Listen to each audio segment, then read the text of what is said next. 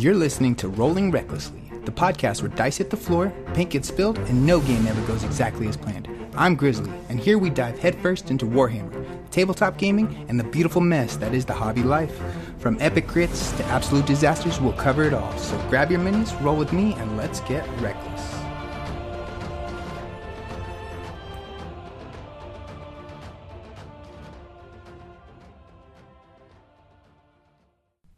Grab your dice, tighten those armor straps, and climb aboard the nearest Skyvessel, because today, we're taken to the clouds.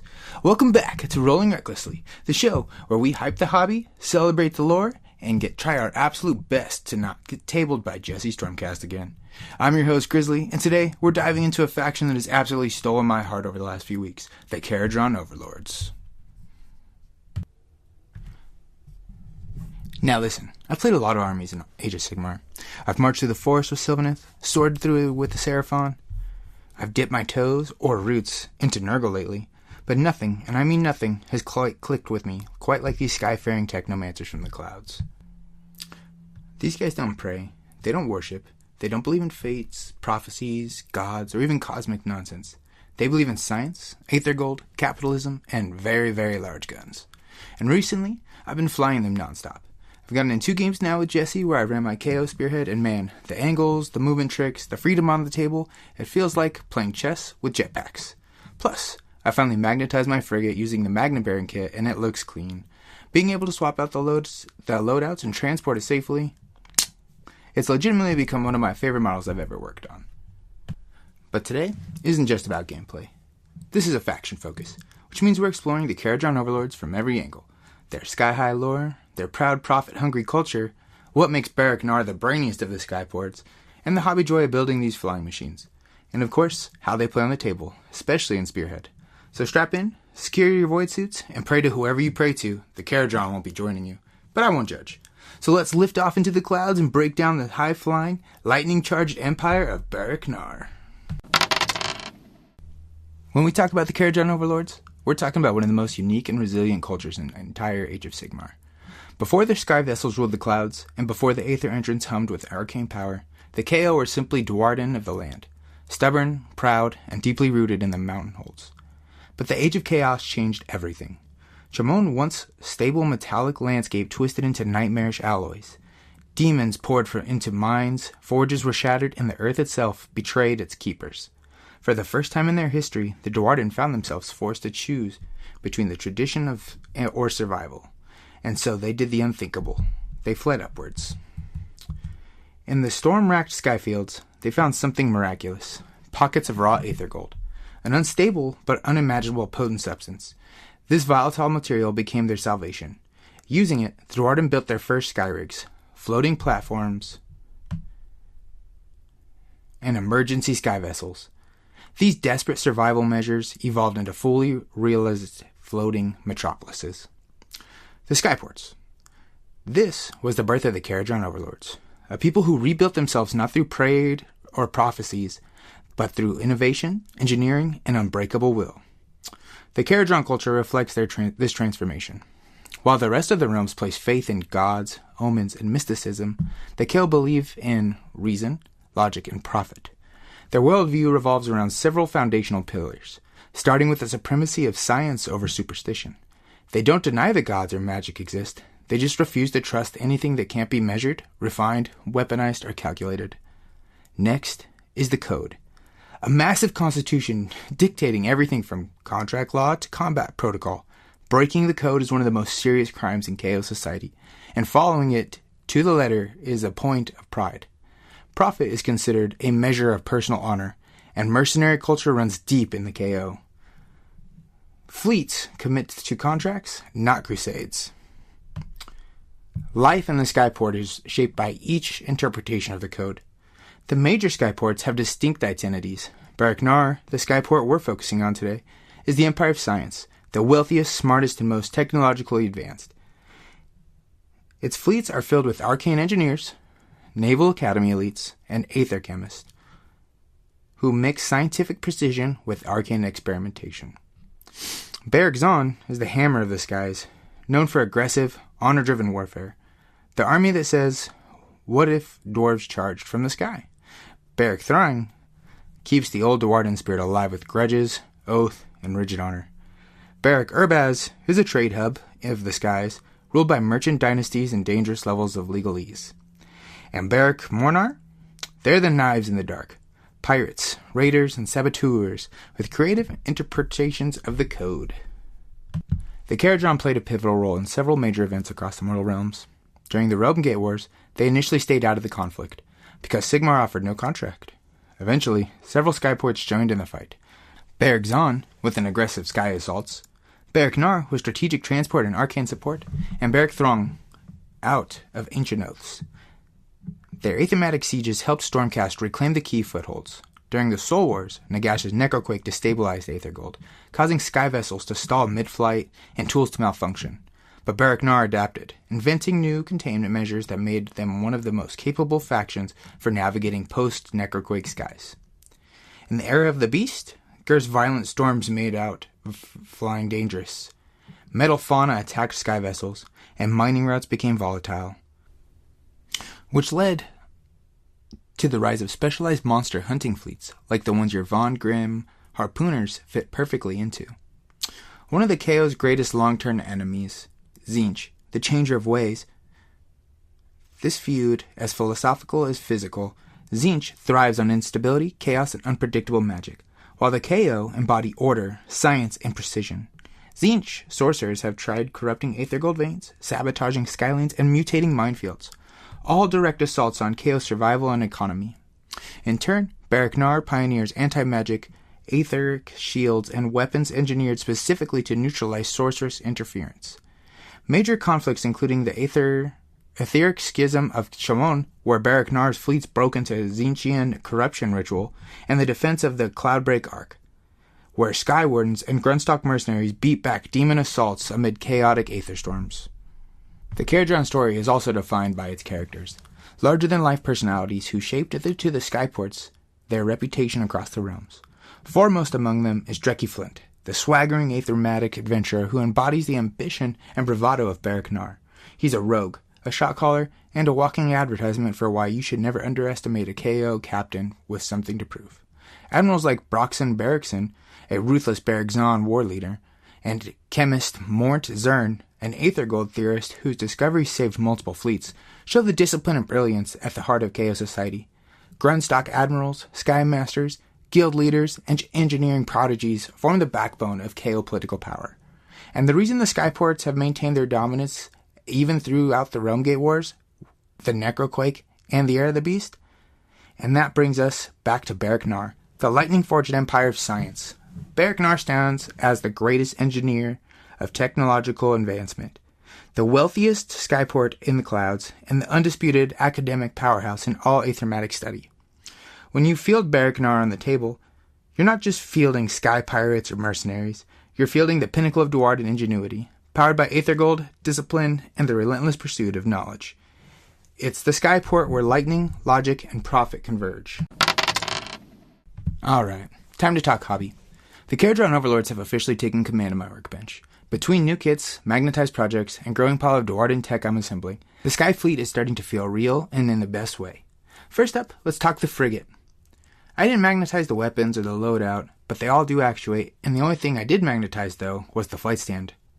Because I didn't get a stock one. And honestly, thank Grungy for that, because these stock KO stands are awful. They wobble, they snap, and they somehow break just by looking at them too hard. And don't even get me started on the tiny little flight pegs for the heroes. I've even assembled a KO character on those brittle rods, and you know the pain. So yes, magnetize the stand was the right call, especially for transport. Clean, sturdy, and way less anxiety-inducing whenever I pick up the model.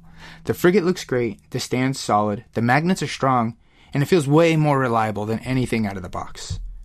And even though I don't own one yet, I want to shout out to the Ironclad, the big boat.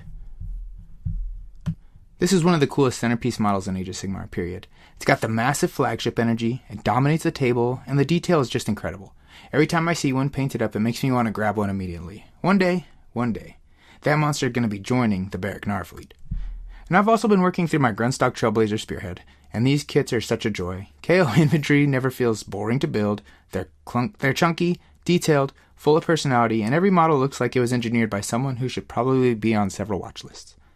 Then we've got the Von Grimharrpooners, which I picked up in pairs so I can build both variants loadouts. They've got the perfect Sky Duardin Monster Hunter vibe, reinforced armor, grappling rigs, harpoons, the whole we hunt things bigger than our entire ship energy. They fit the era of the beast aesthetic perfectly. And of course, I had to build Drekki Flynt, lots of style, tons of character, clean sculpt, no nonsense, exactly what a KO hero should be. Lore, hobby, tabletop. He hits all the notes. But speaking of KO heroes, with style, we have to talk about Brokk Grungsson. Brokk is one of the coolest characters that Games Workshop has ever made.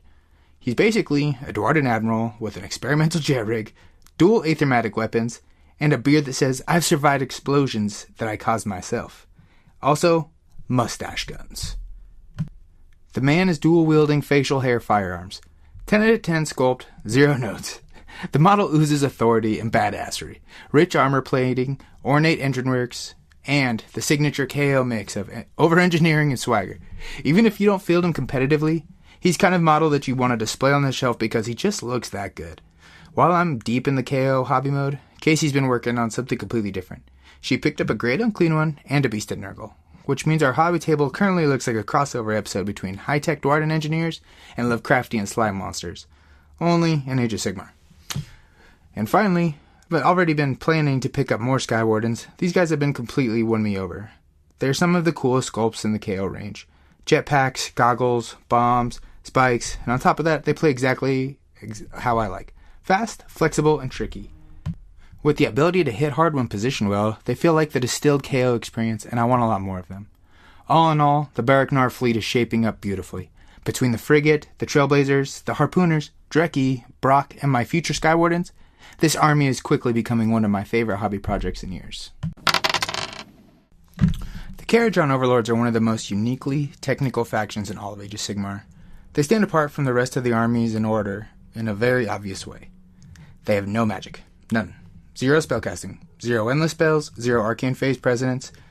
Where other factions rely on wizards, invocations, ritual buffs, or magical dominance, the KO rely purely on engineering, positioning, and a storm of finely tuned aethermatic firepower.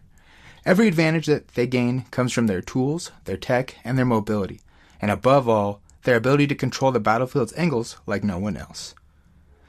This lack of magic is not a weakness, though. It's a design choice. The KO compensate with some of the best range output in the game, some of the most flexible movement options, and a deep toolbox of aether tech that functions like non-magical magic.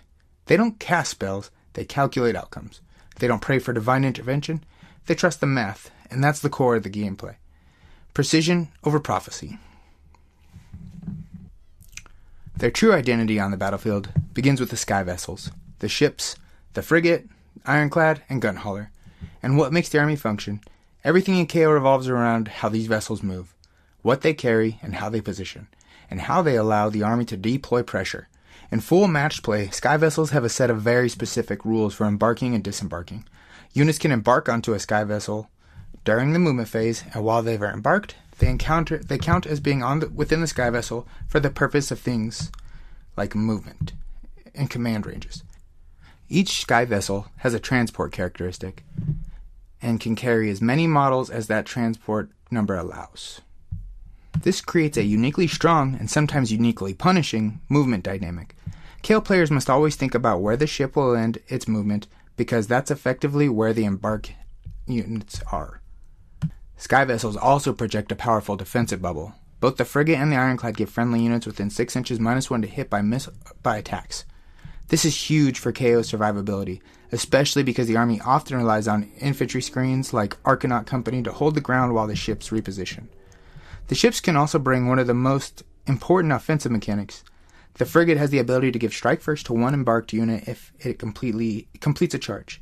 This means that the ship can slam into an enemy line, and its passengers can get to swing before the enemy can react. It's a powerful tempo tool, and is one of the main reasons the Frigates are so important in Barak-Nar's list. Even better, the Frigate can charge while its embarked unit is effectively inside, letting you deliver hammer into infantry exactly where they need to be.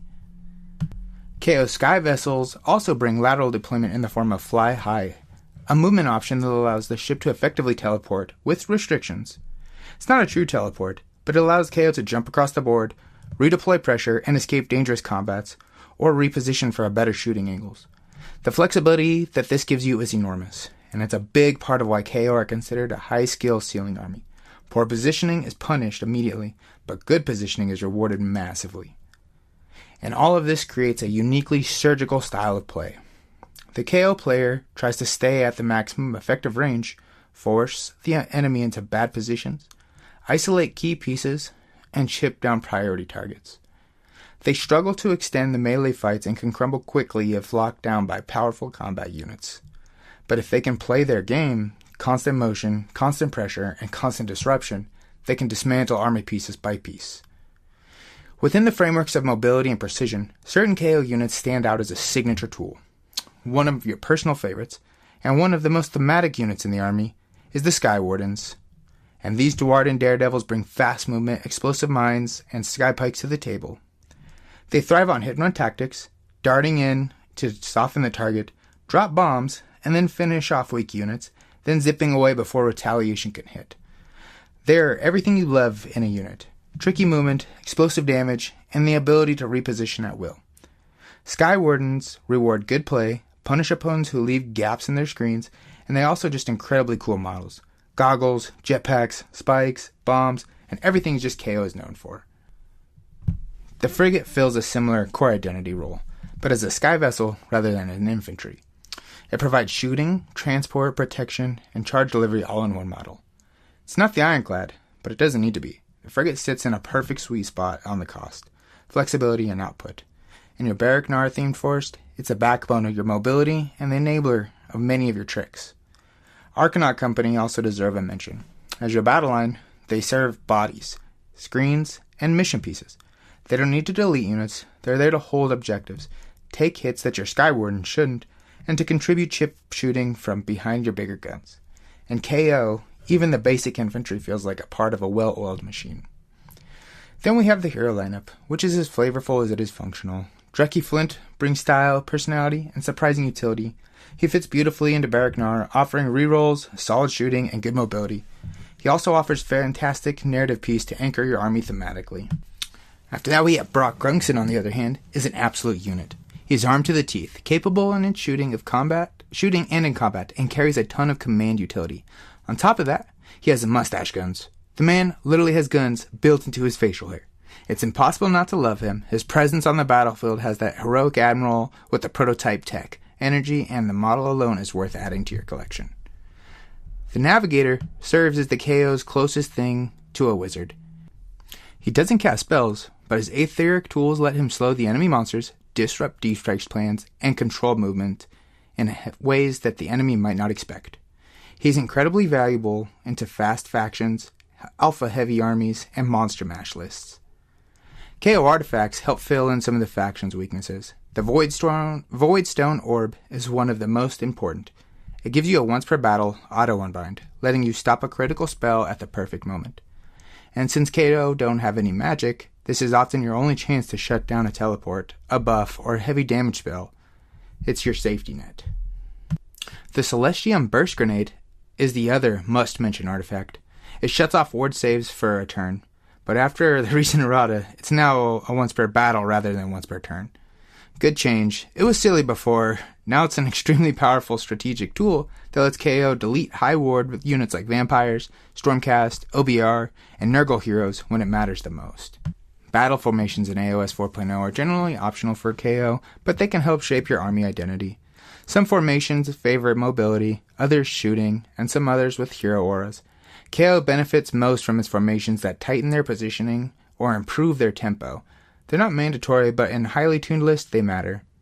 Before transitioning into your Spearhead games, it's important to note that KO plays very differently in Spearhead. Like all units, like all armies, Skyvessels work very differently, transports are simplified, and fly high is restricted or removed depending on the mission. And some KO's biggest strengths are toned down. They become a more fair shooting faction, but because Spearhead is so positionally tight, KO rewards good decision making, even more than usual. And with that,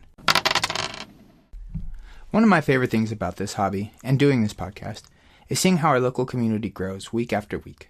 Models come and go, armies rise and fall, but the people, the games, and the stories that we make at the table are what we keep, and keeps everything rolling. And over the last couple of weeks, we've had a flood of new faces, new armies, and honestly, some of the most fun I've had in Spearhead nights that we've had in a while. Now let's rewind to meeting Jackson and Chip last week at Gamers Guild. Both I met through Discord and came out ready to throw dice.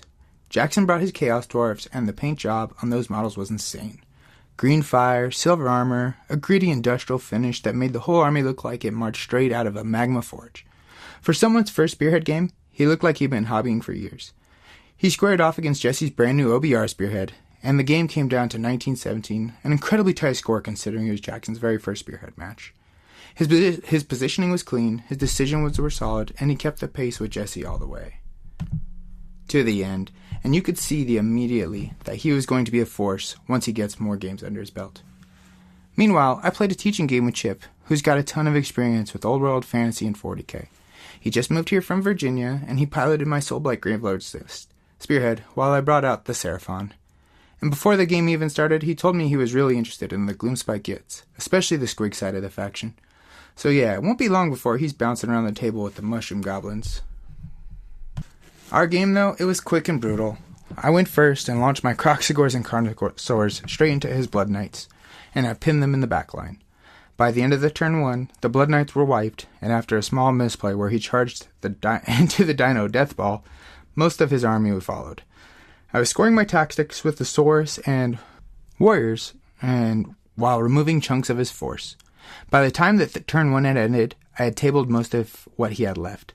Despite the result, we had a great time, and Chip picked up everything incredibly fast.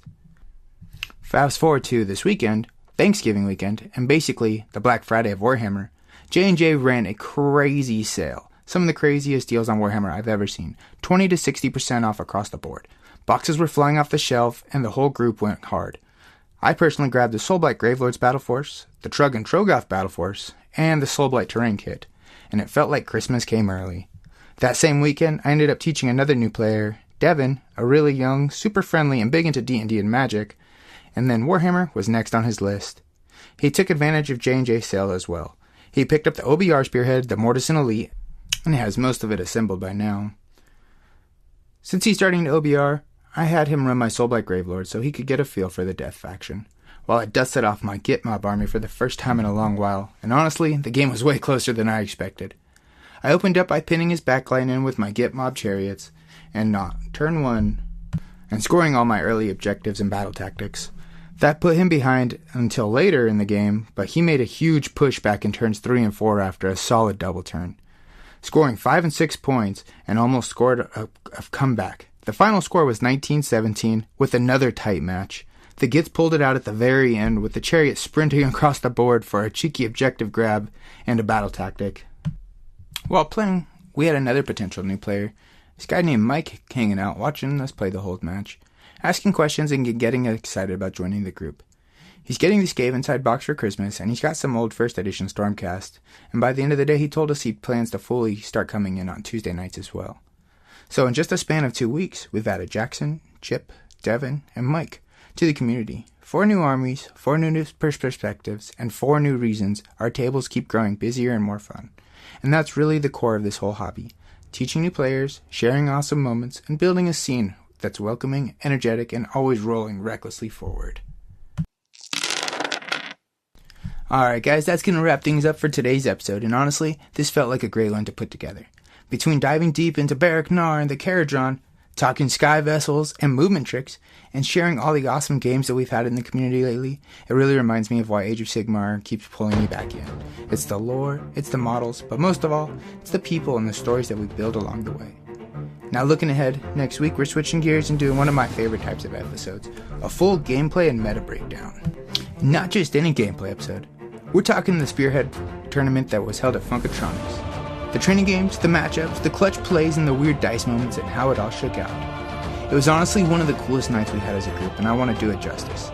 The plan is to have both Jesse and Zach onto the podcast and talk through their games, their list, what worked, what didn't, and how they're feeling about Spearhead heading into the next season.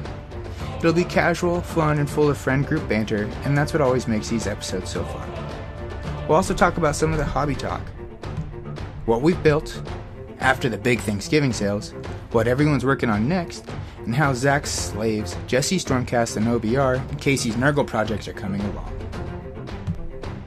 So yeah, next week is shaping up to be a great one. A full Spearhead tournament breakdown, special guest, community highlights, and plenty of dice rolling chaos, so don't miss it. And if you enjoyed this episode, make sure you're following us on Instagram at rolling_recklessly_podcast. Subscribe to my YouTube at Rolling Recklessly, and jump into the Discord to come hang out, join games, or become part of the growing community. And as always, may your crits be high, your paint never dry, and your rolls ever reckless.